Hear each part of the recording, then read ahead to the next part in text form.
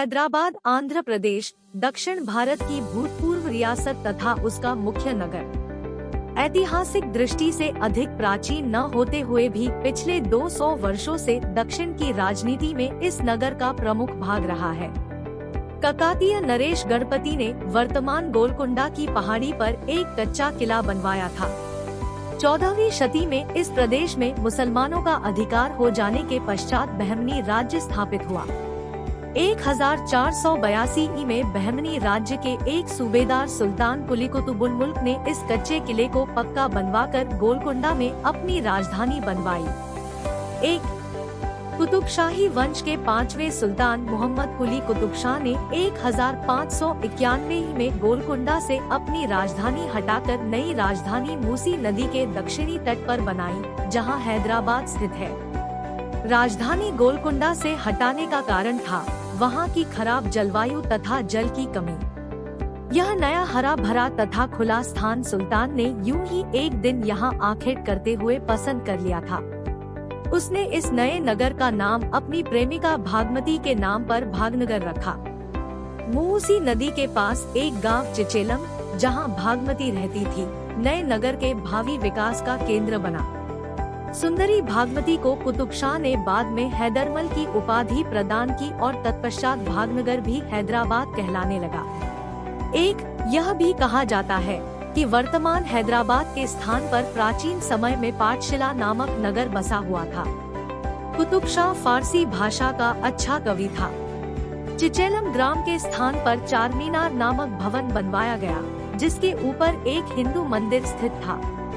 गिरधारी प्रसाद द्वारा रचित हैदराबाद के इतिहास द्वारा सूचित होता है कि चारमीनार के ऊपर एक कलापूर्ण फव्वारा भी था। हैदराबाद के अनेक भवनों में खुदादाद नामक महल कुतुब शाह को बहुत प्रिय था। इसके विषय में उसने अपनी कविता में लिखा है कि यह महल स्वर्ग के समान ही सुंदर तथा सुखदायी था। यहाँ उसकी 12 बेगमें तथा प्रेमिकाएं रहती थी। हैदराबाद का नक्शा त्रिकोण था। इसमें गोलकुंडा की सारी आबादी को लाकर बसाया गया था। नगर शीघ्र ही उन्नति करता चला गया। फ्रांसीसी यात्री जीन बैप्टिस्ट वर्नियर ने, जो यहाँ नगर के निर्माण के थोड़े ही समय के पश्चात आया था, लिखा है कि नगर को बहुत ही कलापूर्ण ढंग से बनाया तथा नियोजित किया गया था और उसकी सड़कें भी बहुत चौड़ी थी। नगर में 4 बाजारों का निर्माण किया गया था, जिनके प्रवेश द्वारों पर 4 कमान नामक तोरण बनवाए गए थे। इनके दक्षिण की ओर चारमीनार स्थित है। इसका प्रयोजन अभी तक निश्चित नहीं किया जा सका है। 1397 से 98 में विशाल जामा मस्जिद बनकर तैयार हुई। इसी समय के आसपास मूसी नदी का पुल, राजप्रासाद, 2 गुलजार हौज, खुदादाद महल 3 और नंदी महल 4 इत्यादि बने। हैदराबाद शीघ्र ही अपने सौंदर्य और वैभव के कारण जग प्रसिद्ध नगर हो गया। फारस के शाह के राजदूत तथा तहमस्त शाह का पुत्र यहाँ कई वर्षों तक रहते रहे। 1617 में मुगल बादशाह जहांगीर के 2 राजदूत मीर मक्की तथा मुंशी जादवराय यहाँ नियुक्त थे। हैदराबाद पर मुगल बादशाह औरंगजेब की बहुत दिनों से कुदृष्टि थी। उसने 1697 में गोलकुंडा पर चढ़ाई करके किले को हस्तगत कर लिया और हैदराबाद का नगर भी उसके हाथ में आ गया। मुगल साम्राज्य की अवंती होने पर मोहम्मद रंगीले के शासनकाल में दक्कन का सूबेदार निजामुल मुल्क आसफ खां स्वतंत्र हो गया और 1724 में उसने हैदराबाद की स्वतंत्र रियासत कायम कर ली। उन दिनों मराठों की बढ़ती हुई शक्ति के कारण निजाम की दशा अच्छी न थी, किंतु 18वीं शती के अंत में अंग्रेजों से सहायक संधि करने के उपरांत निजाम अंग्रेजों के नियंत्रण में आ गया और उसकी रियासत की रक्षा स्वतंत्रता बेचकर हुई। 1724 में चिनकिलेज खां ने हैदराबाद में स्वतंत्र राज्य की स्थापना की।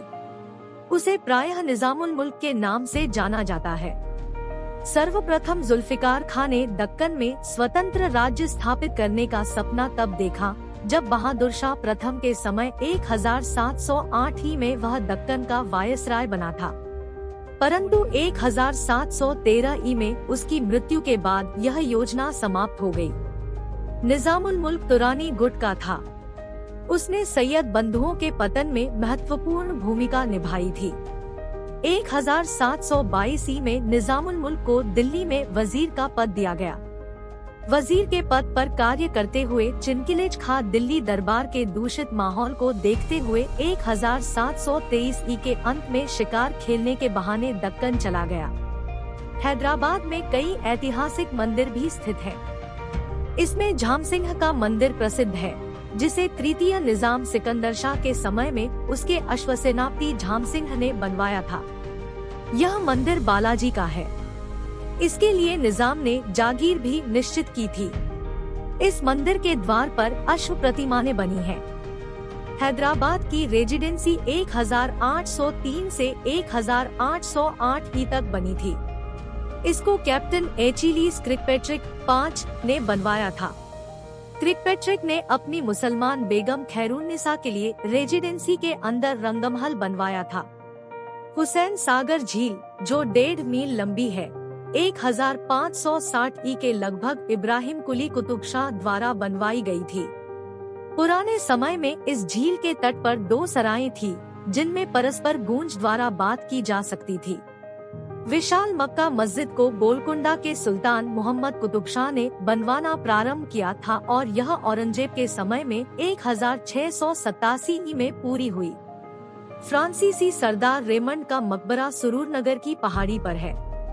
निजाम की ओर से यह सरदार खुर्दा कुर्दला की लड़ाई में मराठों से लड़ा था। इस मकबरे के पास वेंकटेश्वर का अति प्राचीन मंदिर है। सिकंदराबाद हैदराबाद के निकट फौजी छावनी है। 1806 में अंग्रेजों की सहायक सेना प्रथम बार यहां आकर रहने लगी थी। सिकंदराबाद को सिकंदर शाह तृतीय निजाम ने बसाया था। यहाँ 19वीं शती में सर रोनाल्ड रॉस ने मलेरिया के मच्छर की खोज की थी।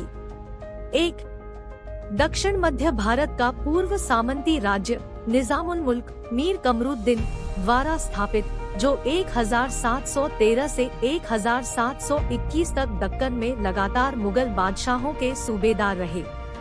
उन्हें 1724 यह पद फिर से मिला और उन्होंने आसफ जाह की उपाधि ग्रहण की। वस्तुतः इस समय तक वह स्वतंत्र हो गए थे। उन्होंने हैदराबाद में निजामशाही की स्थापना की। 1748 में उनकी मृत्यु के बाद अंग्रेजों और फ्रांसीसियों ने उत्तराधिकार के लिए हुए युद्धों में भाग लिया। अस्थायी रूप से मैसूर के शासक हैदर अली के साथ रहने के बाद 1767 में निजाम अली ने मसूलीपट्टनम की संधि 1768 द्वारा ब्रिटिश आधिपत्य स्वीकार कर लिया। 1778 में उनके राज्य में एक ब्रिटिश रेजिडेंट और सहायक सेना तैनात की गई। 1795 में निजाम अली खां अपने कुछ क्षेत्र, जिनमें बरार के कुछ हिस्से भी शामिल थे, मराठों के हाथ हार गए। जब उन्होंने सहायता के लिए फ्रांसीसियों की ओर देखा, तो अंग्रेजों ने उनके राज्य में तैनात अपनी सहायक सेना को बढ़ा दिया। टीपू सुल्तान के विरुद्ध 1792 और 1799 में अंग्रेजों के सहयोगी के रूप में जीत में निजाम को मिले क्षेत्र इस सेना का खर्च चलाने के लिए अंग्रेजों को दे दिए गए। 3 ओर उत्तर, दक्षिण और पूर्व से ब्रिटिश आधिपत्य वाले अथवा उन पर निर्भर क्षेत्रों से घिरे होने से निजाम अली खां 1798 में ब्रिटिश शासन के साथ एक समझौता करने पर मजबूर हो गए। इस समझौते के अनुसार उन्होंने अपना राज्य अंग्रेजों के संरक्षण में दे दिया। इस प्रकार वह ऐसा करने वाले पहले शासक बने, लेकिन अंदरूनी मामलों में उनकी स्वतंत्रता की पुष्टि की गई। निजाम अली खां दूसरे और तीसरे मराठा युद्धों 1803 से 1805, 1815 से 1819 में अंग्रेजों के सहयोगी थे और निजाम नसीरुद्दौला व हैदराबाद का सैनिक दस्ता भारतीय क्रांति 1857 से 58 के दौरान ब्रिटिश शासन के वफादार रहे। 1918 में निजाम मीर उस्मान अली को हिज एक्सॉल्टेड हाइनेस की उपाधि दी गई। यद्यपि भारत की ब्रिटिश सारकार ने कुशासन की स्थिति में उनके राज्य में हस्तक्षेप करने का अधिकार सुरक्षित रखा। हैदराबाद एक शांत लेकिन कुछ पिछड़ा हुआ सामंती राज्य बना रहा, जबकि भारत में स्वतंत्रता आंदोलन जोर पकड़ता गया। 19वीं शताब्दी के दौरान आसफजाहियों ने पुराने शहर के उत्तर में मूसा नदी के पार विस्तार कर पुनः शक्ति एकत्रित करना आरंभ किया। उत्तर की ओर सिकंदराबाद एक ब्रिटिश छावनी के रूप में विकसित हुआ, जो हुसैन सागर झील पर बने 1 मील लंबे तटबंध द्वारा हैदराबाद से जुड़ा था। यह बंद एक विहार स्थल का कार्य करता है और नगर का गौरव था।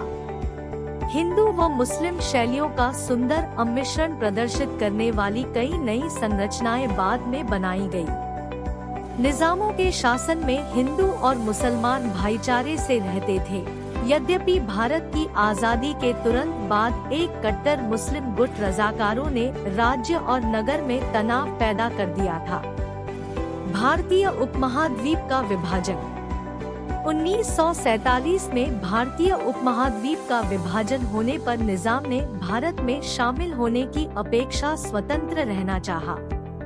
29 नवंबर 1947 में उन्होंने भारत के साथ 1 साल की अवधि का यथास्थिति कायम रखने का समझौता किया और भारतीय सेनाएं हटा ली गयी। समस्याएं बनी रही, लेकिन निजाम ने अपनी स्वायत्तता मनवाने के प्रयास जारी रखे।